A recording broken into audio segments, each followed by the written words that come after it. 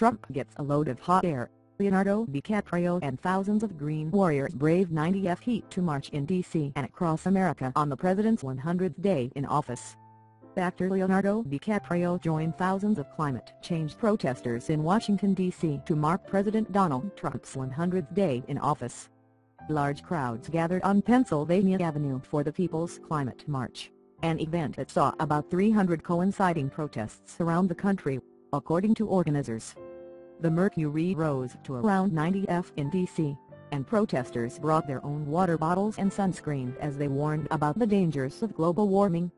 Holding signs that read "There is no planet B" and "Make Earth Great Again," the protesters say they're objecting to the president's rollback of restrictions on mining, oil drilling and greenhouse gas emissions at coal-fired power plants, among other things.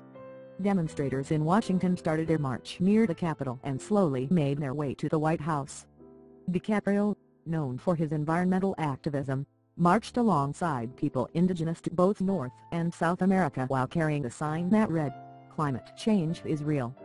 He tweeted on Saturday, "Honored to join indigenous leaders and native peoples as they fight for climate justice. Join me in standing with them." Model Christy Brinkley also joined the march in the Hamptons, where she wore a flower headpiece and held a sign that read, "Let's make every day a good air day." In Augusta, Maine, more than 2,000 protesters outside the State House said they wanted to draw attention to the damage climate change can cause marginalized communities. Speakers included a lobsterman, a solar company owner and members of the Penobscot Nation tribe.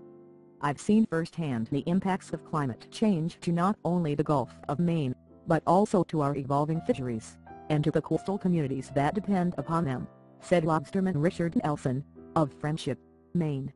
People in the crowd spoke about the importance of addressing climate change to industries such as renewable energy, forestry, farming and seafood.